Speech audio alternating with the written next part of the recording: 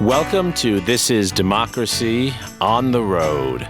Discussions and interactions across the world. This summer, we're going to take our discussions far away from Austin, Texas, as we meet with and talk to exciting people around the world.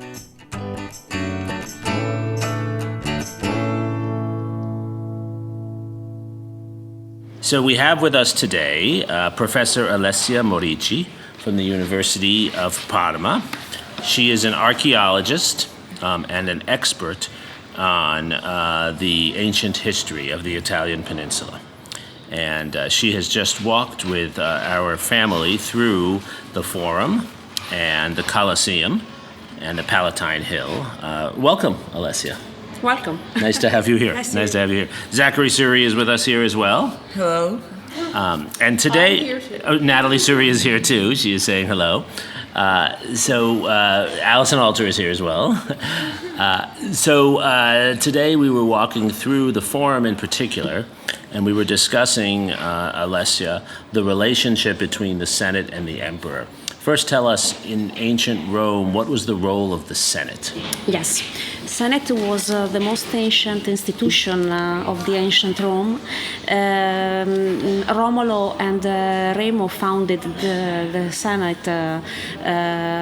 The tradition says that they decide for a large assembly with patres. Patres in Latin is ancient people who get the power with a number of about 100 senators in the first time, but the senators become until 900 during the Roman time. So they began as 100 total, then they had as many as 900. Yes. And the senators, what was the role of the senators? What was the senator's job? They had many roles because usually the first role was to make the law. Okay. The second one was the administration of justice. The third one was the religious role. Okay. And the fourth one was the military role. Interesting. Yes, because the equilibrium from this role was a guarantee for peace and for have a good life for citizens. And were the senators elected, or how were they chosen? No, they were chosen from an administration of people, sometimes from the emperors in the second life of the ancient history of Rome, and sometimes ancient families decide to send their most important representation in the Senate. I see. So we have different kind of nominate. Right.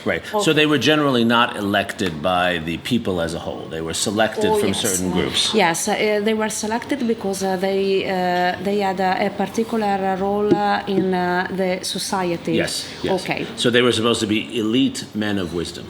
Yes. And they were always men? Oh yes. Only men because they have a military role. Okay. Usually women had some political role in ancient Rome, but behind the scene, in the backstage. I see. Zachary, you had a question? Yeah, how did the role of the Senate change when the Romans transitioned from a republic to an empire? How did that change? Oh yes, it depends from the emperor because the relationship between Senate and emperors was a relationship of respect in the first time. For example, Augustus decided to say Ave, to say yes, you to each senator. So he would say, "Hail, Senator." Using the name of the senator, and the relationship was a peace relationship with many respect for the ancient gentes, the ancient families of the senators. It was a strategic way to have power because Augustus had power, but the senators have too. I see. So So sharing power. Yeah, sharing power, and they had a negotiation about power. When senators have a good relationship with emperors, usually the power of the emperors is long life. When the emperor is an absolute king against the power of senators, usually has some problem in Rome, because the Roman administration of state, the Roman government, prefers an equilibrium between powers, justice, making law, and government. Right, so this is where the founding fathers in the United States get their ideas also Wait, of so balancing. That's how it is now, or that's how it is now, or that's how it was. Or is it that way today? Yes, usually. Go ahead. There is a relationship, for example, between the three power, the three level of power in the Roman world and our Italian constitution, because we think that you have to divide different kind of power, Yes. and you can't put it all together because it's not good for citizens. Right, so the idea was that this is an idea that Americans adopted as well, an idea from ancient Rome, that no one person No. should have too much power. No. That power has to be shared Yes. by different bodies, by, in the case of Rome, the Senate as well as the emperor. Yes. Correct? Yes. Yes. So the next question I wanted to ask after talking about the Senate is, how do we understand the emperor? Because in our histories of Rome, we tend to focus on the emperors more than anything else. We call it the period of Augustus, for Yes. example, right? Yes. What role did the emperor have, and what were the emperor's powers that were different from the Senate's powers? Quite different, because usually during the emperor's time, the dynasty had the power. The Senate had less power. They were a representative assembly. Yes, but during the imperial times, we had a period in which the emperors lost power. Yes. And the Senate became important. Yes. There is oscillation. Right, yeah, an oscillation. An oscillation Yes. between the power, and this is the reason because the Senate has a long life, longer than the emperor's life. For example, the Senate and after the end of the antiquity, after Yes. Justinian age. Right. So the Yes. Senate goes back earlier and lasts longer. Yes, is the long life institution in the Roman world. Interesting. And the emperors are not. And in many ways, right, the Senate was the one who got to write the history books after the emperors died. So they determined how many of the former emperors like Nero and Caligula were viewed by future generations. Yes, Future people. but Caligula had a short power. Yeah. Yes, very short, because usually the relationship between people and Senate in the Roman age is so strong that it survives against the emperors. So even with the strongest emperors, Oh, yes. even with Augustus and with Constantine and others, the Senate was still very strong. Oh yes, Constantine and Augustus were strategic in their relationship with the Senate. Caligula was not strategic, and Nero was not strategic. Right, and they did So not last ended- long. no. They did not last long.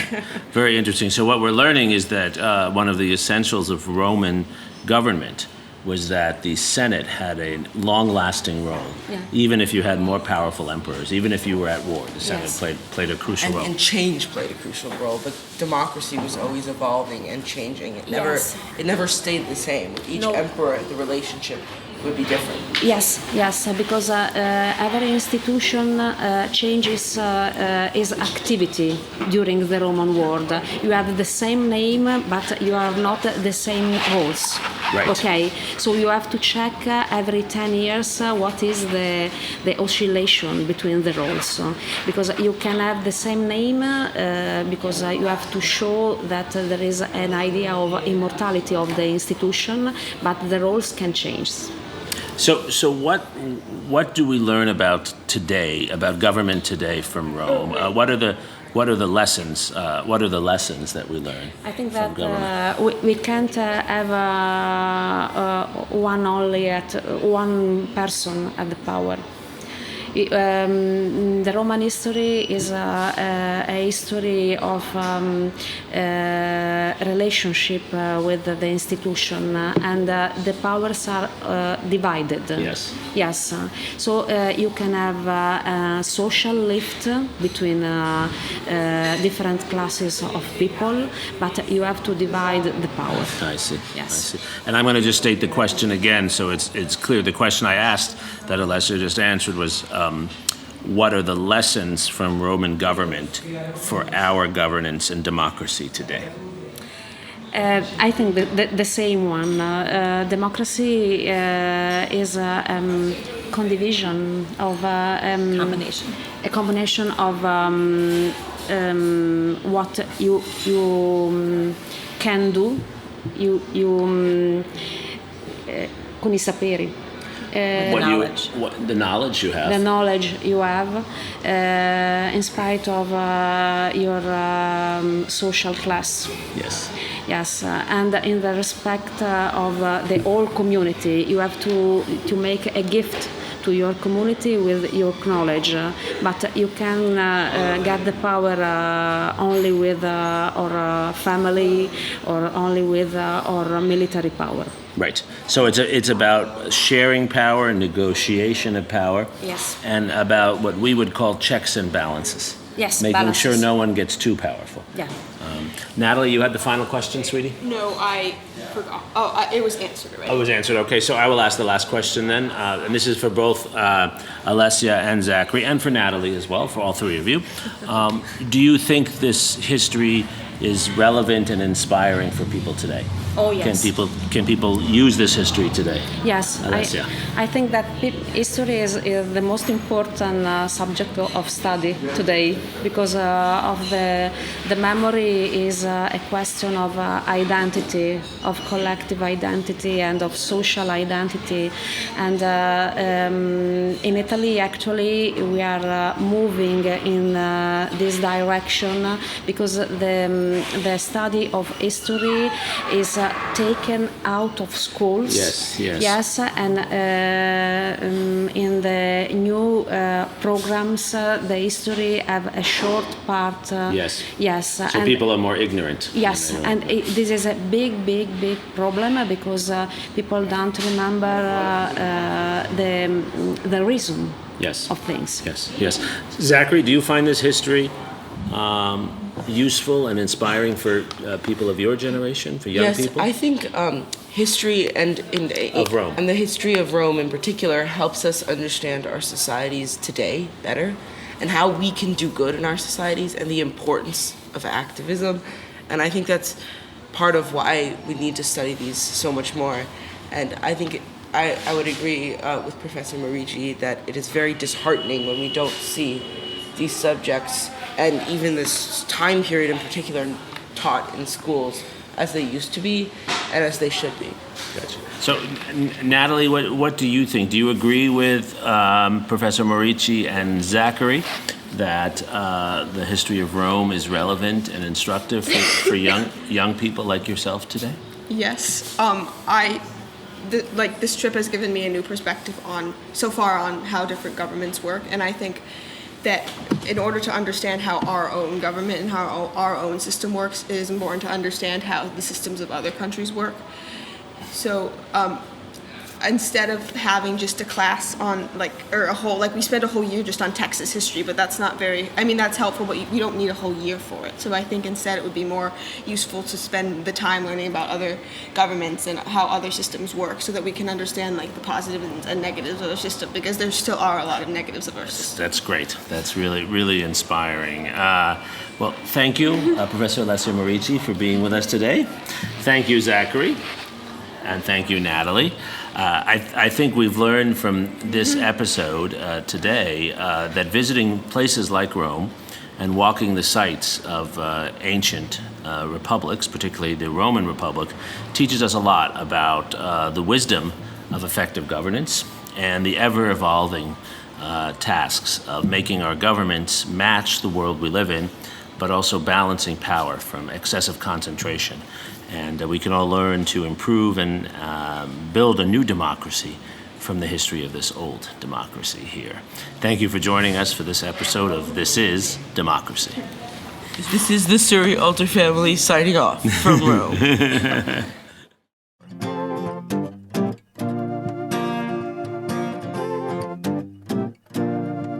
This podcast is produced by the Liberal Arts Development Studio and the College of Liberal Arts at the University of Texas at Austin. The music in this episode was written and recorded by Harrison Lemke, and you can find his music at harrisonlemke.com. Subscribe and stay tuned for a new episode every Thursday featuring new perspectives on democracy.